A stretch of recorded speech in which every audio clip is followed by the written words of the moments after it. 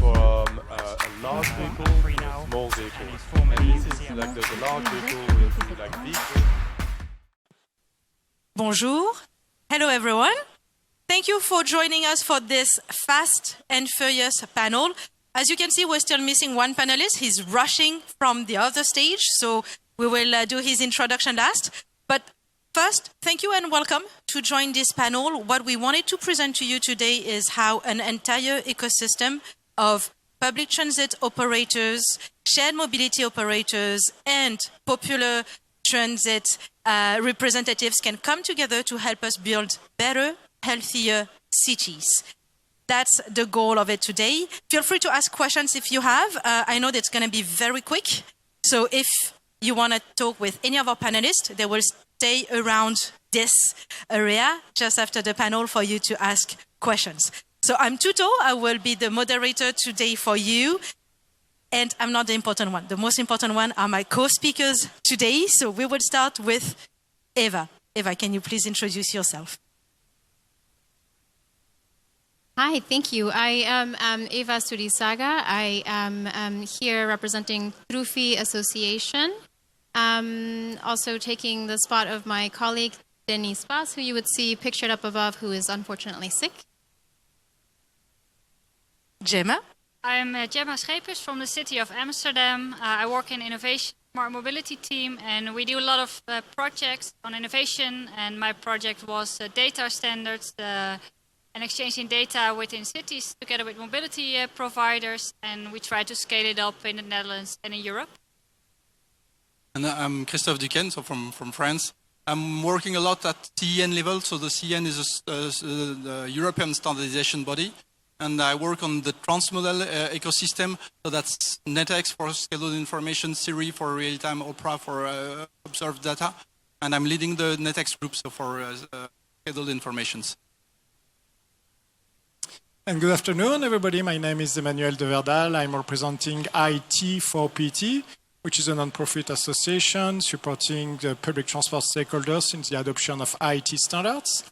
And I'm also the convener of the formal CEN working group just mentioned by Christophe previously, which is a group where are specifies the transmodal, Siri, and NetX standards. And our missing panelist, but he's coming running, is Erdem. He is the founder of Donkey Republic, which is a bike-sharing operator that operates in Amsterdam and many other cities. So he will be the one bringing to you the perspective of what does it mean to have a shared mobility in a city. Talking about cities, let's first turn the question to Gemma. Gemma, because you work with standards, you work with integration, and you're trying other cities. You're trying to help other cities to understand better how to make a good mobility service integration. In a dream world, let's say that you have unlimited resources. How does it look like a healthy city that is multimodal? Wow, a healthy city that is multimodal, I think it looks that we have a lot of different modalities that are easy, accessible for every citizen that live in a city. And also they are... all the data will be exchanged, and it's also a combination by the physical city and also the digital city.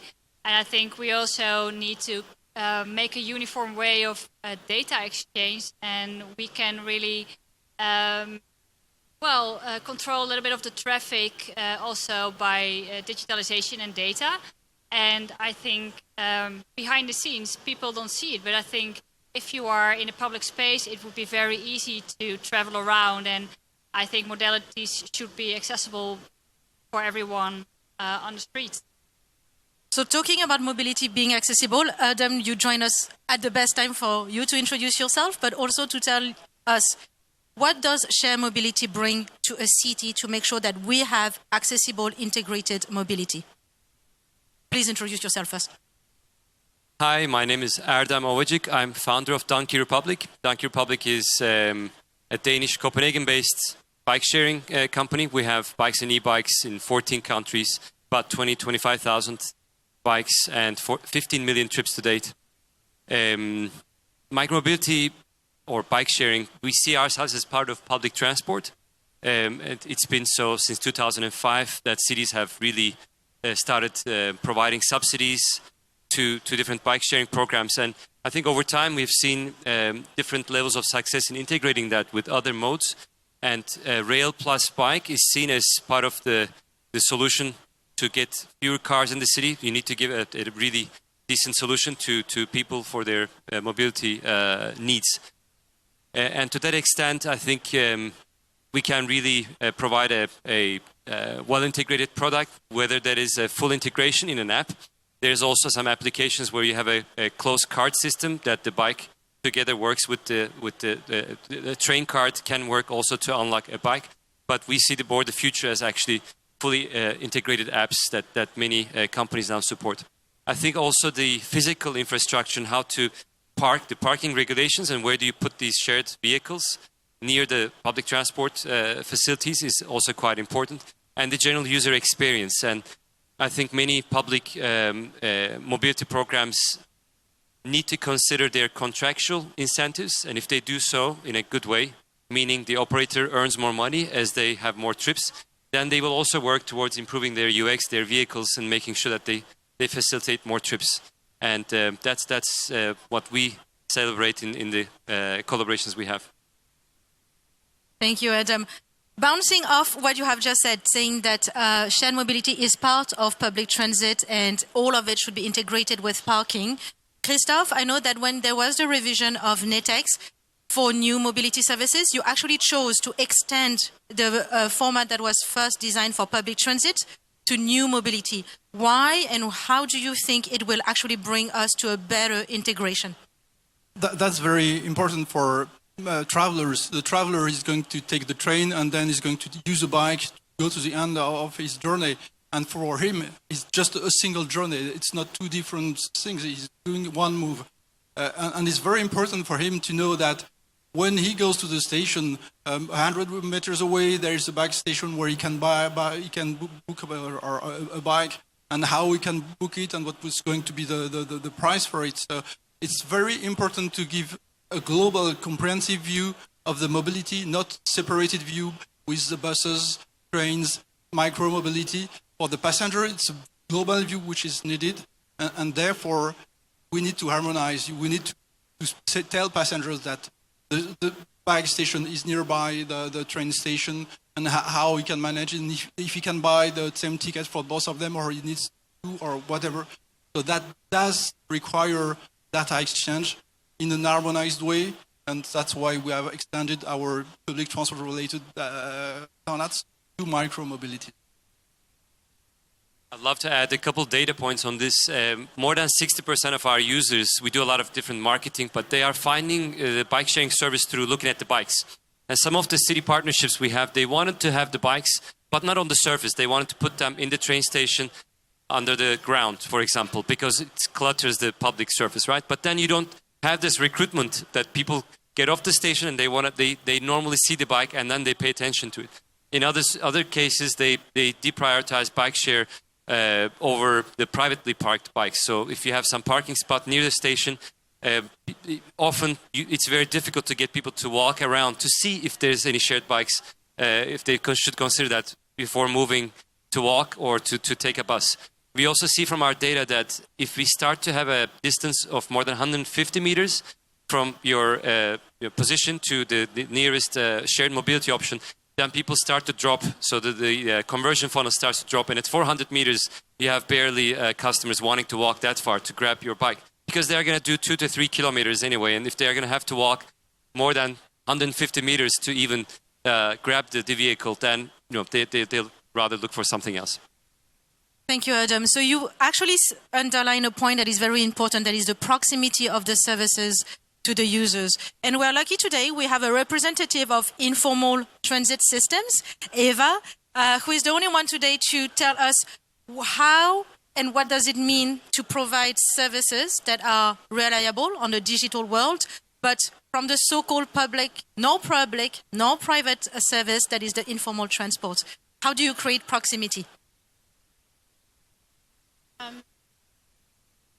Well, we at Trufi Association, a non-profit, we kind of approach it by mapping.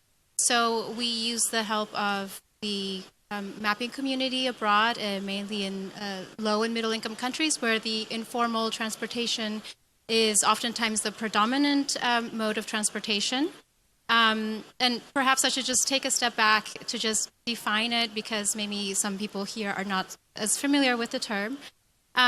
So in addition to this traditional or informal transportation not being operated or administered by local governments or an established association, these are transportation modes that don't have a fixed timetable.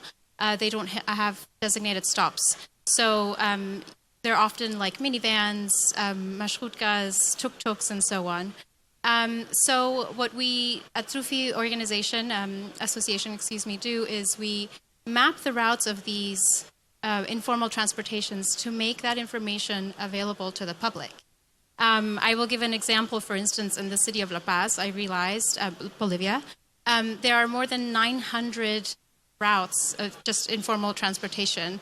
I, for one, cannot memorize or know even 10% of this transportation network. So by making this information available, you through this trip planning app that combines formal and informal transportation, you allow people to use multiple modalities, which has, of course, other add-on benefits.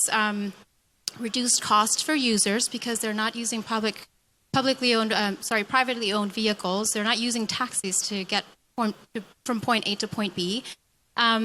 The information on the informal transportation routes is more accessible. Therefore, this presents economic opportunities for the drivers because their services are now more accessible as well. The information is out there. Users can know where to take them, what routes they can use. It also connects users, the public, to more jobs potentially. And of course, by encouraging the use of the transportation system, both public and private, you are decreasing the use of privately owned vehicles, which has, of course, the added benefit of reduced emissions, which is, of course, a huge topic, as we all know. Thank you, Eva. And bouncing off of what you said, saying that mapping and making sure that the data is visible, the options are visible to the users. I think, Emmanuel, you wanted to go a little bit further. Mapping or data, raw data is not enough. Yeah, that's really all about multimodality, and standardization is really an enabler to make it happening and to develop such mobility services.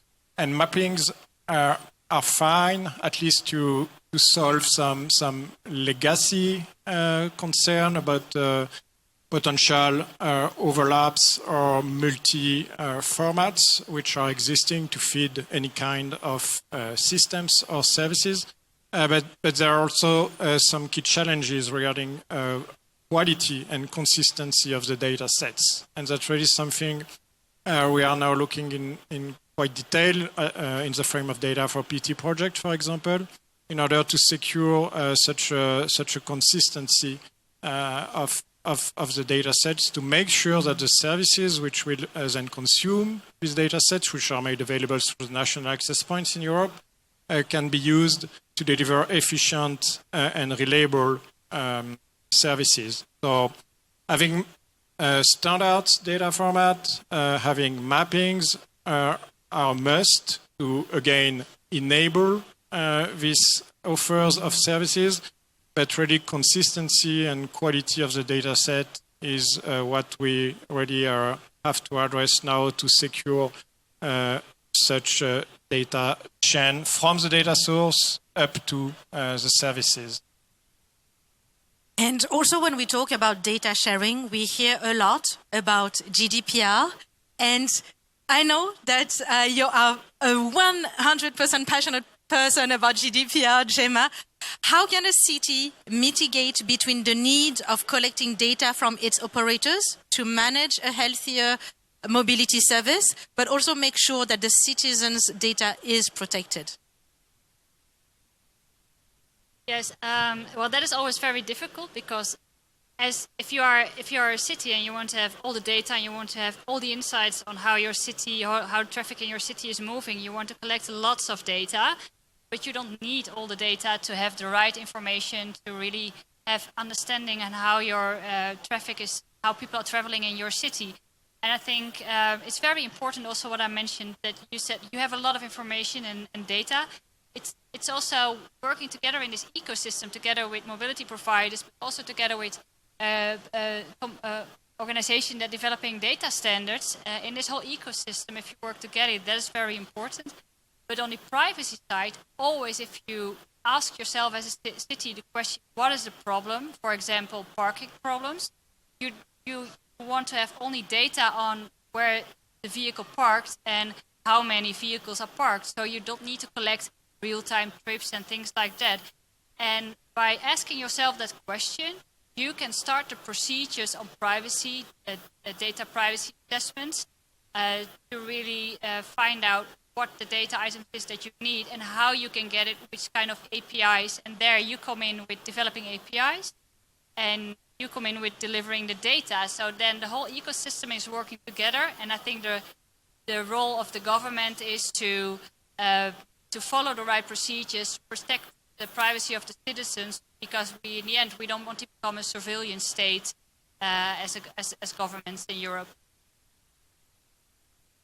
Thank you, Gemma. Jim. Oh, it's actually perfect. It's the best way for me to leap forward and let's go back to this imaginary world where resources are unlimited and all of us have our dream job and a dream ecosystem.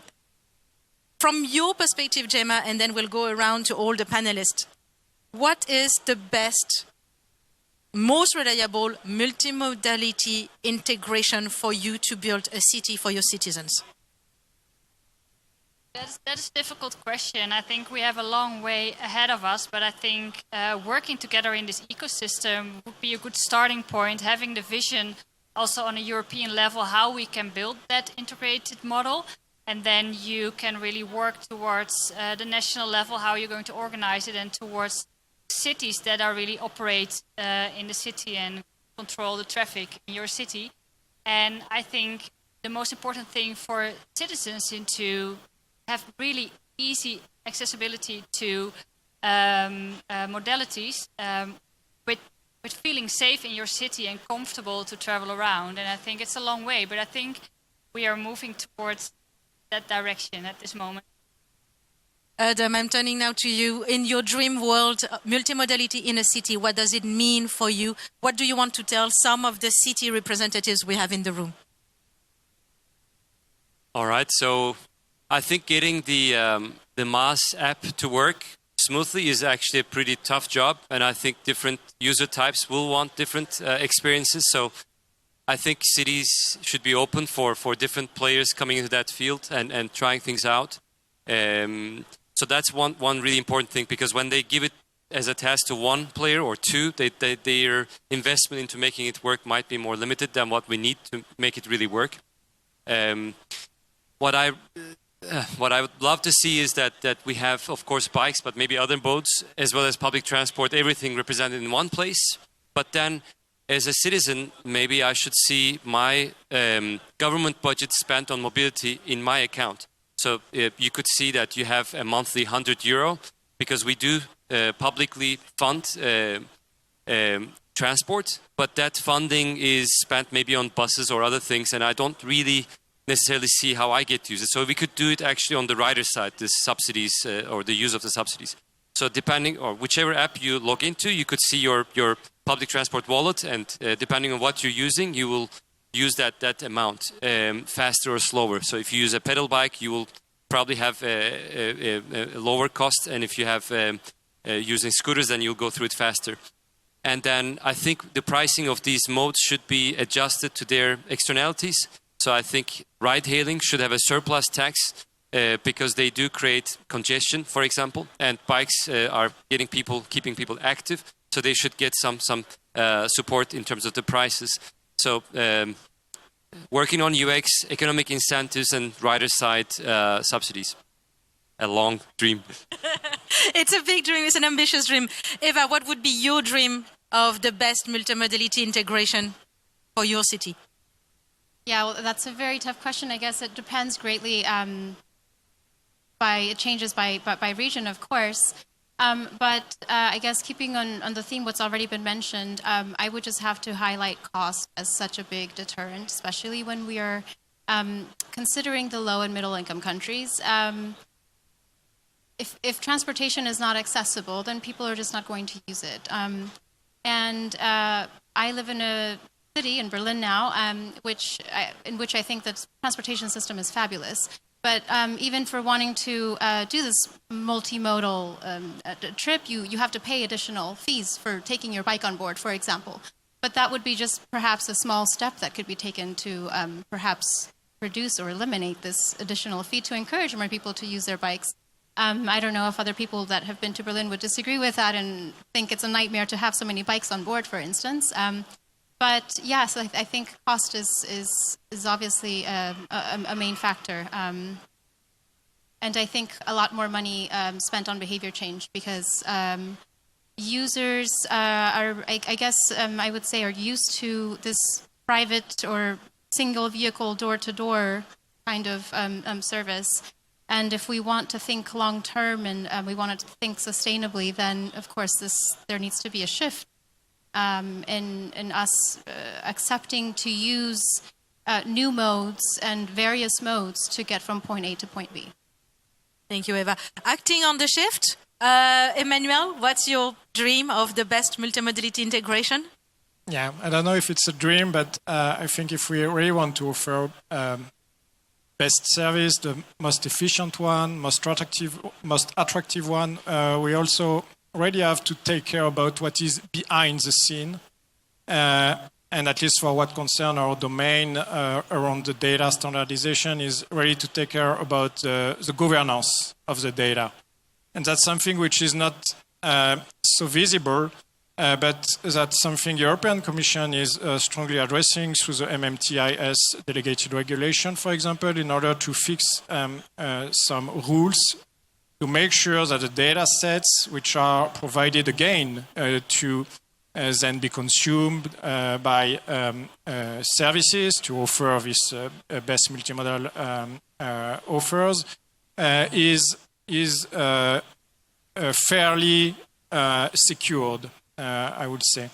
And this means that the objective is not only to serve the interest of a few big players, which are potentially hosting and delivering the data, but that can be shared with any newcomers, new players, which can have access to this market in order to, again, deliver best and efficient services.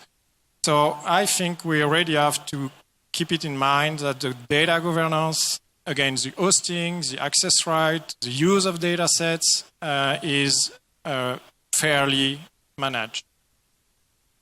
Last one for you, Christophe. As someone working every day to help public transit operators open their data, what is your dream? Yes, that's a dream I'm working on since more than 20 years, and it's still a long way to walk. But my dream is really to have multiple mobility services in the city or in the country and be able to seamlessly use them. But that's really several steps to work through. And there are some first one you need to do. For example, first share the point where you're going to board or alight your mobility, meaning the stop points for public transport, the bike sharing stations, the car parking. So and this should be shared across all actors, stakeholders. Meaning, when I mean share is having the same ID, the same name, but also the same description. Some would put the stop point in the middle of the road. The other ones will put them just on the side of the road. Other will describe the shelters. They all have to describe the same thing with the same ID and share this. Based on this, they can exchange the information in a common language, so that's the standards we're talking about, and describe their offer and make it available to everybody. And on this, people can build services. And to me, there could be some specialized services. We always see the generic journey planner, but you can have a service dedicated to tourism, a service dedicated to disabled people, and it can be specialized for blind people or for wheelchairs and so on, a service for commuters, taking into account all the details of the specific use, but having a global view of all the information that they can read in the same language and make made available to people for very different usage that they have. For me, it's important to keep in mind that people are not using public transport because they want to be in a bus. Usually they have something, they have a goal, they are going somewhere, they want to meet a friend, they want to go to the cinema, whatever.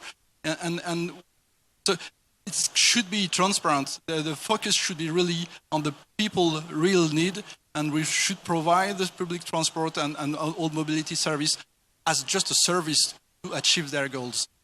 So keep the mic for the last round. We have 5 minutes, so you have 1 minute each. One sentence that you would like our audience to walk away with. One sentence. Oh, Gemma, baby. Really try to share the same language so you understand each other. It's so often that people say something technically or just by talking, and one say one thing and the other understands something different, and that's a key point. People need to understand each other. Gemma? Yeah, I think we all have very different dreams and different perspectives, but if we bring all those perspectives and dreams together and build one vision, we actually in the end can achieve it. So I really want to promote working together in this ecosystem a lot with all the different stakeholders. Eva? I guess somewhere along those lines as well. Public transportation, whether formal or informal, should be considered a basic necessity, a basic right. I guess that's it. It's a basic right. Emmanuel? I will say trust in standardization first, and yes, let's work all together. I mean, we need all stakeholders in such ecosystem working together to really share the same interest and make these multimodal services really happening. Erdem? I'll keep it very practical. I think physical, visible bike parkings that are prioritized for shared bikes near train stations would be great from the city planner's side. Thank you. Please join me in thanking our panelists. We made it on time, and again, it was too short to take questions from you, but our panelists are sticking around. So if you have questions on standardization, how the City of Amsterdam has cracked the code, informal transportation for Eva, or if you want to create a donkey republic system in your own city, please reach out. Thank you very much.